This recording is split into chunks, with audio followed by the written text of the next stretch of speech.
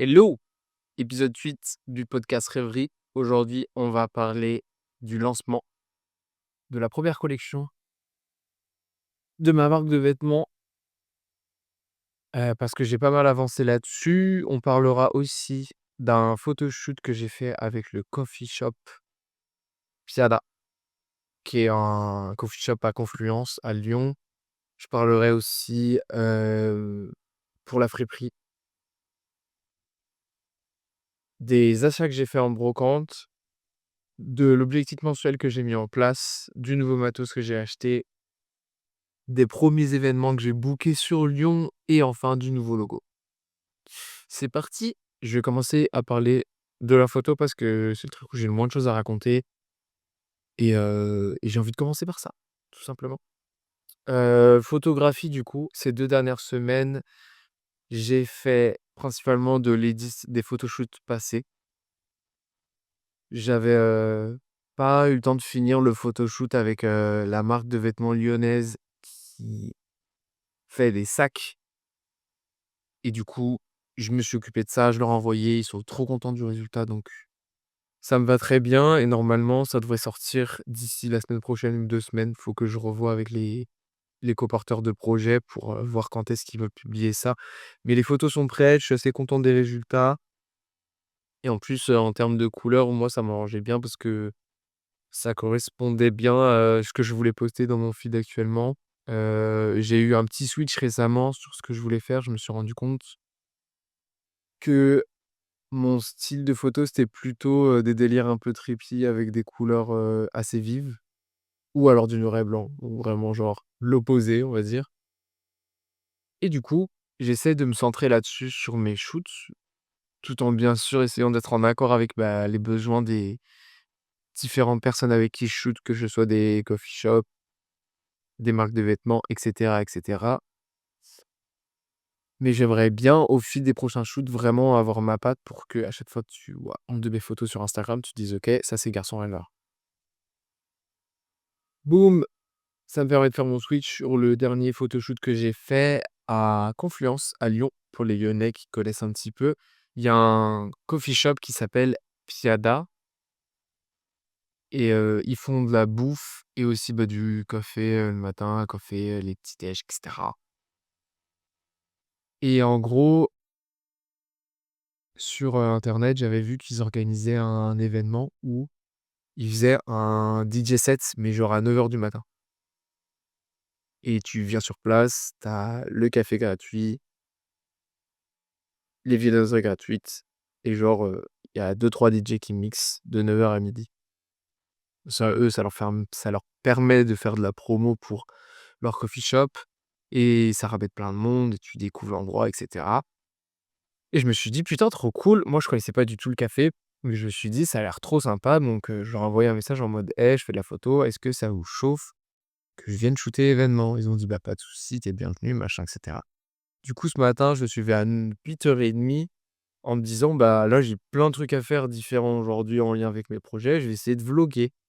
Sachant que moi, j'ai un problème, c'est que je filme pas. Genre, j'oublie tout le temps de filmer. À chaque fois, je suis en mode: «Putain, faut que je filme pour avoir genre une trace vidéo de ce que je fais». Les photos, ça va, j'arrive à prendre des photos à peu près tout le temps, mais tout ce qui est vidéo, c'est un peu plus galère.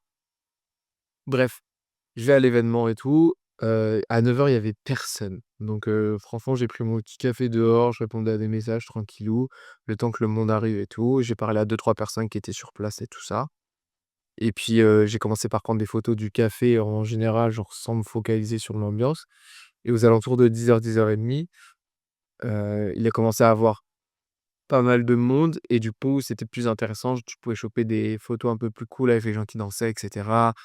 Sachant que les 3 DJ étaient très, très, très chauds. Si ça vous intéresse, je vous invite directement à aller voir la publication que j'ai fait sur Instagram. Vous pouvez retrouver les 3 DJ qui étaient présents. Leurs Insta sont mentionnés en bio.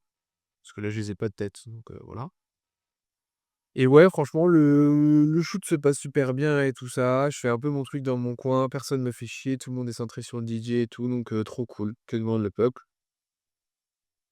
Et voilà, je finis le truc, je dis au mec, je prends le contact un peu du gérant, des DJ pour leur envoyer les photos et je suis rentré et là, je me suis rendu compte Mec, t'as pas fait une seule vidéo de tout l'événement alors que c'était trop cool. C'est trop dommage.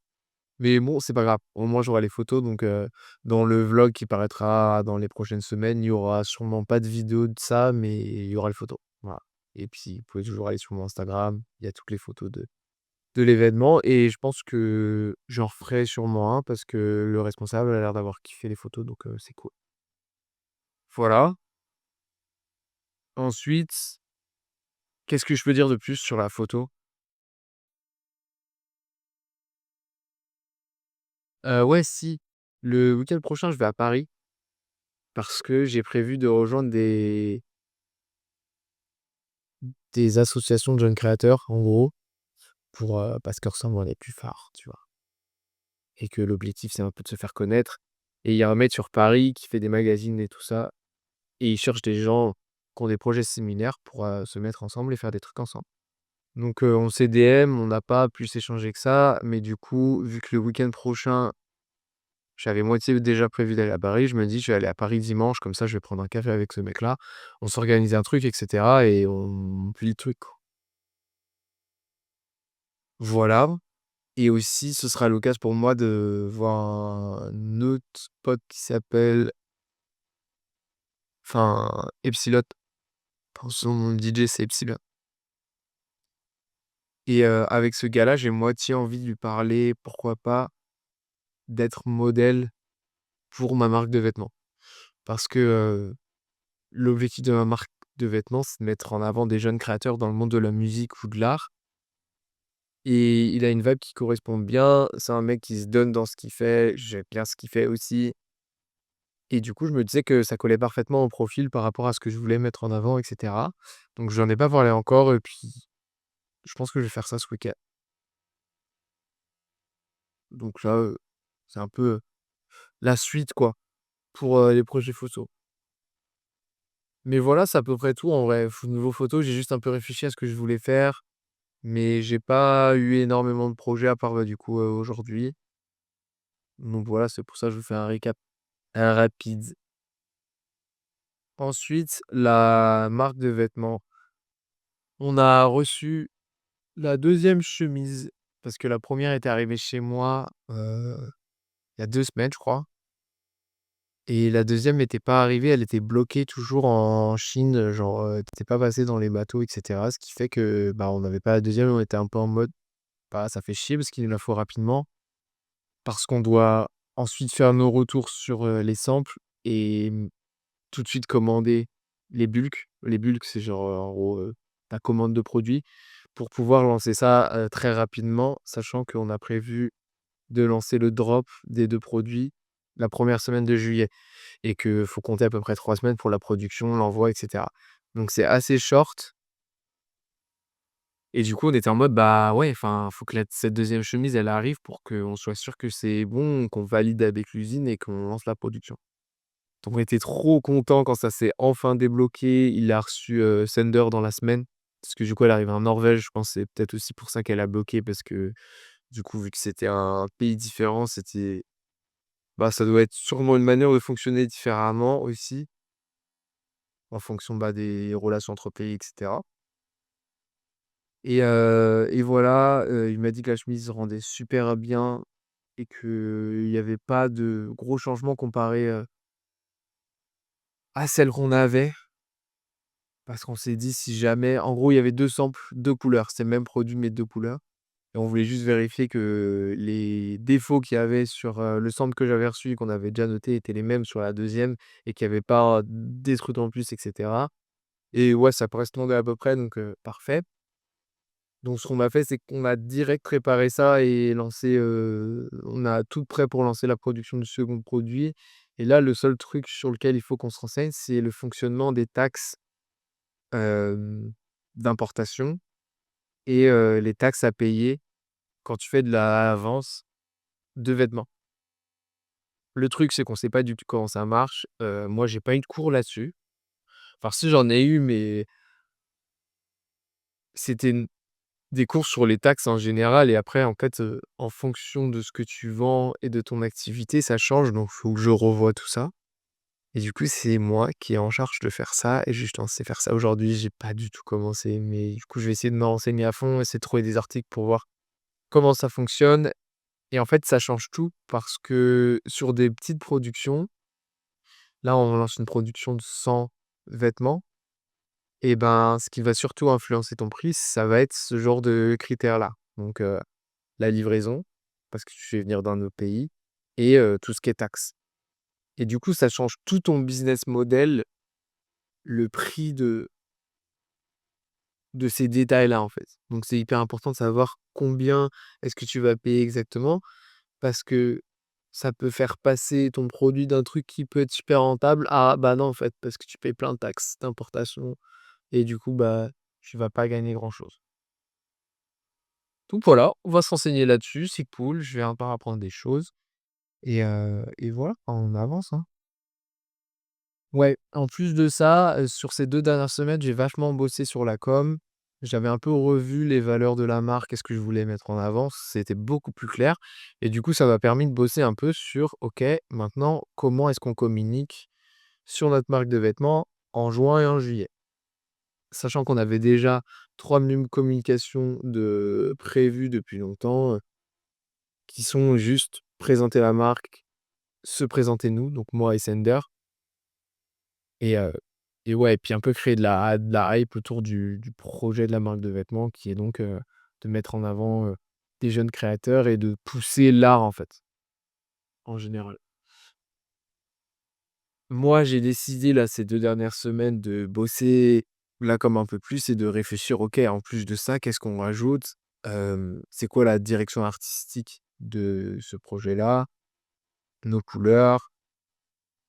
Comment est-ce qu'on va réussir à maintenir un flot de publications, tous les jours pour que les gens restent intéressés et c'est pas juste: «Oh, ah, il y a un post, OK, c'était cool» et après, bah, les gens ils t'oublient en fait. Si tu pas tout le temps présent sur les réseaux sociaux, un peu tout le temps présent dans leur feed et cetera, dans leur tête, bah, ça fonctionnera pas et du coup, j'ai prévu deux trois trucs en plus et notamment, vu que c'est autour de l'art, des concepts de collaboration avec des gens qui peuvent être liés à notre projet parce que, bah, ça a du sens tout simplement et c'est l'objectif de la marque. Et du coup, j'ai trouvé une peintre qui habite près de Nantes, avec qui on va collaborer pour cette première sortie et en fait, ouais, je l'ai juste appelée pour organiser ça, voir, ce que elle était prête à faire. Hem, Lui présenter le projet aussi, voir si ça la tentait ou non parce que, bah, faut aussi que ça lui plaise, en fait. Parce que si tu sens que les gens avec qui tu collabores, ils collaborent juste parce qu'ils t'aiment bien et que tu as été gentil avec eux, c'est un peu dommage. Et l'objectif, c'est qu'ils aiment bien la marque et qu'ils aient envie de la soutenir et de la faire avancer et de faire partie du projet. Donc c'est important de choisir ces premières personnes-là parce que c'est des premières pierres, en fait, c'est un peu des bases de ta marque. Et donc voilà, donc ça s'est hyper bien passé, c'était trop cool d'échanger avec elle et maintenant on est juste un peu en mode dans le rush parce qu'on a toujours pas posé de date pour organiser ce shoot d'un des 2 produits. Parce que du coup, on sort 2 produits et je voulais faire un produit avec cette peintre-là et et voilà et donc là, on est un peu en mode: «OK, il y a plus qu'à trouver une date», mais du coup, c'est en juin parce que la marque sort en juillet, enfin, c'est short, voilà. En plus de ça, j'ai toujours pas trouvé de deuxième modèle parce que du coup, comme je disais, on a 2 produits avec 2 coloris et il me faut un deuxième modèle, un deuxième artiste pour shooter le 2e produit parce que sinon, c'est un peu dommage d'avoir, enfin, le délire, c'était un peu en mode 2 produits, 2 artistes différents, 2 univers, c'est trop cool, quoi. Donc faut toujours que je bosse là-dessus, mais en même temps, j'ai trouvé un autre truc encore en plus de cette idée de présenter, 2 artistes. Il y a, un magazine nantais qui parle d'art et cetera et je suis tombé un peu sur leur contenu, je suis en mode: «Mais ça colle beaucoup trop avec la marque qu'on va lancer». Eux aussi, ils veulent mettre, en avant des jeunes créateurs. Eux aussi, ils parlent d'art, de musique. Bah, mec, c'est du tout droit, tu vois? Donc j'ai contacté le gars, en plus on a des amis en commun, donc ça s'est fait hyper facilement, on s'est eu au téléphone et pareil, bah, le contact passe trop bien. Maintenant, il faut juste caler des dates pour organiser des shootings, organiser des événements et faire avancer le projet tout simplement et du coup là, j'ai un peu tout préparé ces 2 dernières semaines, mais maintenant il me faut des dates très précises pour que moi je puisse m'organiser parce qu'en fait, les 2 contacts que j'ai là, c'est des contacts sur Nantes et moi je suis sur Lyon et du coup, si je veux réaliser ces projets à bien, il faut que j'ai le temps de pouvoir poser des jours et cetera. Voilà, ça devrait être tout pour ces projets-là. Mais ouais, du coup, en vrai, content parce que la marque avance bien. On commence à avoir de plus en plus de personnes qui tournent autour du projet. Donc en fait, c'est juste hyper satisfaisant parce que tu te lèves le matin, tu te dis: «Putain, je fais des rencontres et tout, genre, là, je vais rencontrer des gens grâce à mon projet». Genre trop cool. C'est encore un petit plus que je vais avoir dans ma vie grâce à ce projet de marque de vêtements-là. Et ensuite, pour finir, concernant le projet de Pripri, j'ai passé 2 semaines à me professionnaliser, je dirais. Sur ce projet, je me suis professionnalisé de ouf sur ces 2 dernières semaines. J'ai fait pas mal d'investissements de thunes, mais genre vraiment, j'ai fait des trucs qu'il fallait faire, qui me saoulaient, en fait, qui étaient dans ma tête. J'étais un peu en mode: «Putain, faut que je fasse ça, c'est chiant à faire, mais vas-y, je le fais». Le premier truc, c'est ça fait des semaines que je me dis qu'il faut que j'achète des putains de portants pour pouvoir faire des événements parce que du coup, je book pas d'événements parce que j'ai pas de portant. Donc j'étais en mode: «Bah, si demain tu as un événement dans 3 jours et que tu as rien pour, bah, pour mettre tes vêtements, c'est nul». J'ai acheté mes putains de portants, ça m'a fait lâcher 150 balles. J'ai payé combien? Je crois que j'ai payé 123 €. J'étais en mode: «Putain, ça fait chier». Sachant que là, je suis avec un petit salaire de 30 heures, donc c'est un peu chaud les fins de mois, quoi. Mais bon, au bout d'un moment, faut bien investir. Donc j'ai payé ça, je les ai reçus, je les ai même pas ouverts. Il y a genre le carton qui est là et un deuxième carton qui est là-bas, qui sert de table. S Genre mes plantes, elles tiennent sur, le carton des portants. Donc faudrait que je check en vrai s'il y a tout qui est bien, mais normalement ça doit être bon. Juste, fallait que je les achète pour pouvoir débloquer le fait de pouvoir organiser des premiers événements. Je l'ai fait et c'est bon, la case est cochée. Mais du coup, c'était un bon investissement de thunes et en même temps, j'ai acheté un autre petit truc tout con qui est, un tu sais, c'est des trucs pour enlever les bouloches. J'ai plus le nom exact, mais on va appeler ça un enlève-bouloches et trop pratique. Ça, c'est tout con, mais quand tu achètes des vêtements de seconde main, des fois, tu les prends pas, si tu achètes pour toi, ou tu as pas envie de les prendre parce que tu vois, genre, le truc, il est en mauvais état, il est bouloché? Boulonné? Ouais, enfin bref, il est pas nickel et tout et ça, c'est tout con parce que tu peux l'enlever et après, bah, tu es en mode: «OK, bah, le vêtement est nickel, genre, je peux le revendre ou alors je peux le garder pour moi, quoi».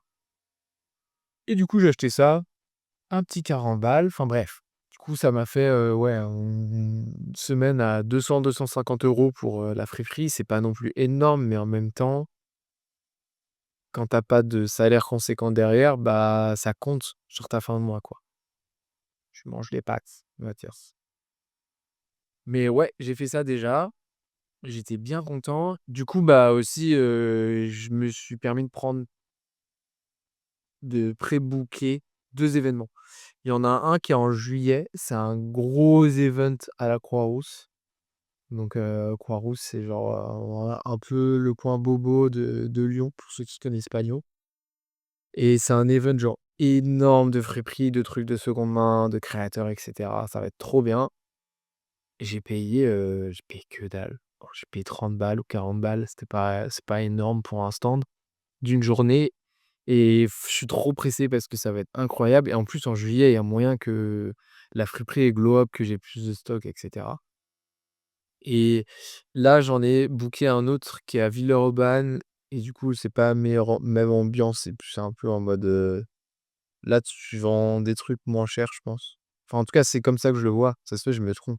Mais je pense que Villeurbanne, c'est plus en mode, je vais me servir de cet événement pour écouler le stock des trucs que je vends pas à un prix moindre pour après pouvoir réinvestir cet argent dans des trucs qui vont mieux fonctionner. Parce que forcément, quand tu achètes des choses, bah tu fais des erreurs et il y a des choses que tu avais imaginées bien marcher qui fonctionnent pas forcément.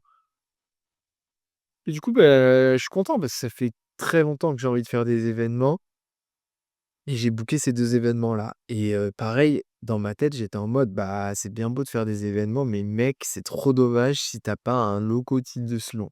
Bam! Sur ces 2 dernières semaines, le logo, il tombe en même temps. Ça faisait longtemps que je bossais avec mon pote Babey pour, bosser sur ce design-là et cetera. On avait fait plusieurs, pré-shots, on va dire, un peu de ce qu'on pouvait faire et tout ça. Et là, on est arrivé à un résultat final cette semaine et je suis trop content du résultat. Donc, vous allez voir ça, sur le Instagram très vite parce que du coup, je vais mettre ça à jour cette semaine. Mais le logo est juste incroyable et pareil, du coup, ça va pouvoir me permettre de, quand j'envoie des colis, pouvoir envoyer un truc un peu plus personnalisé. Comme ça, quand les gens ils reçoivent, ils sont en mode: «Ah putain, c'est cool, il a une pris en ligne, machin». Et pouvoir s'abonner et potentiellement racheter chez moi, tu vois? Parce que sur Vinted, c'est vachement du one shot. Genre, les gens souvent, ils achètent le produit parce qu'ils aiment bien le produit, mais tu pas beaucoup de gens qui s'abonnent et cetera. C'est possible, ça se fait aussi, mais la consommation, elle est plus en mode, ouais, tu cherches un truc et hop, le produit te plaît, mais tu pas forcément 8 trucs chez le même gars. Et du coup, je vais essayer de personnaliser un maximum mon expérience pour que, bah, ça donne envie de revenir chez moi, en fait. Genre: «Oh putain, ça s'est bien passé, ça allait vite, les produits sont de bonne qualité, bam, je reviens, sur cette friperie. En plus, le logo est trop stylé». Voilà, j'ai envie que les gens ils se disent ça quand ils voient mes petites cartes à l'intérieur de leur paquet. Donc ouais, bref, je pense que je vais faire une petite publi aussi sur le compte Insta de la friperie pour, bah, pour parler un peu de la création du design parce qu'il est trop cool et de l'idée derrière. Donc ça devrait être publié, ouais, semaine prochaine.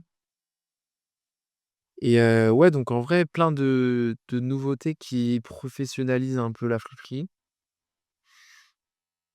et du coup, vu qu'il y a tous ces en enfin le logo aussi, je vais rémunérer, bah, Tabeille. Est-ce qu'il faut bien le payer, le petit designer? Mais ouais, faire tout ça, ça coûte de l'argent et il y a un moment, c'est bien beau tout ça, mais faut faire des thunes et je me suis dit: «Bon, vu que là, tu es en train d'un peu tout professionnaliser, c'est le moment aussi de commencer à te mettre des objectifs, heu, de chiffre d'affaires».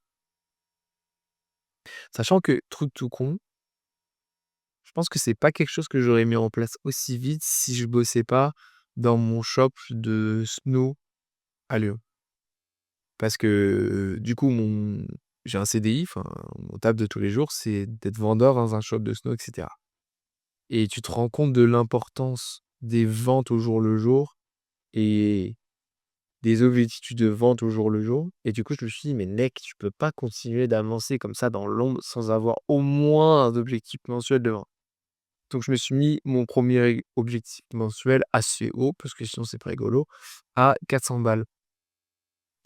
Et du coup, l'objectif, il a commencé mi-mai et il va jusqu'à mi-juin, donc c'est un objectif d'un mois. Ça fait 400 €, donc 100 € par semaine. Et pour me motiver un peu, je me suis dit que si j'arrivais à atteindre ces 400 € à la fin de l'objectif, j'achète un iPhone 15. Parce que là, je prends mes photos avec mon iPhone XS. Je vis avec mon iPhone XS qui a besoin d'être rechargé 3 à 4 fois par jour. Je vous avoue qu'on n'est pas sur quelque chose de très joyeux. Mais ça se tient, enfin, il tient encore. Mais juste le fait de mettre cet objectif, ça me donne une motivation supplémentaire pour, enfin le fait d'avoir envie d'avoir ce téléphone, ça me donne une motivation supplémentaire pour atteindre mon objectif de 400 balles, au mois de juin. Et là, du coup, c'était la première semaine, donc là, on est dimanche, et j'ai commencé l'objectif en début de semaine, lundi, et j'ai pas atteint parce que c'est trop dur, mais j'y suis presque. Je suis à 91 € sur 100, donc il me manque 9 balles en soi. Mais en fait, ce qui est dur, c'est même pas, parce qu'en fait, tu peux faire une bonne semaine, mais te dire que: «OK, genre là, j'ai fait 91 € sur 100. Je suis grave proche du but» et franchement, je suis content, genre, je suis en mode: «Putain, c'est cool, mais la semaine prochaine, faut que je fasse ça, voire même un peu mieux», tu vois? Si je vais être dans mon objectif et je suis en mode: «Putain, mais c'est chaud quand même», genre, faut que tu performes, quoi. Genre toutes les semaines, faut que tu fasses 100 balles minimum. Bam, bam, bam, bam, bam et moi j'ai pas besoin de ça encore pour vivre.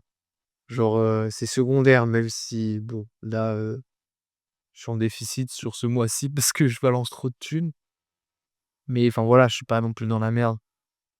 Je me dis les gens là, les micro-entrepreneurs qui font que ça, comment tu dois être dans le stress, genre quand tu arrives, à partir du 20 du mois, genre tes 10 derniers jours, tu es en mode: «Bon bah là, si je performe pas sur, la vente de ma marque de bijoux par exemple, je suis dans la merde, je peux pas payer mon loyer» et c'est là que tu te rends compte à quel point, même enfin, on pourra critiquer le système du CDI et cetera autant qu'on veut, tu as quand même sécurité, genre, il y a une sérénité de fou furieux. Après, tu as beaucoup moins de possibilités de réussir et de te développer et cetera, mais en termes de stress, c'est tellement plus simple, quoi. Genre, tu es en mode: «Il y a mon salaire qui tombe tel jour du mois, c'est le même que le mois dernier».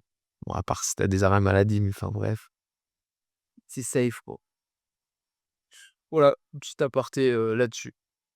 Hem Et ouais, non, aussi, je me suis rendu compte que faut absolument faire les petites brocantes autour de chez soi parce qu'il y a des gens qui vendent des pépites de fou furieux. Genre, là, en début de semaine, j'allais faire une brocante en bas de Croix-Paquette, qui est, donc le quartier où j'habite à Lyon et j'ai trouvé un short Carhartt à 5 balles, un short Dickies à 5 balles, un sac, genre, de l'armée de l'US à 4 €.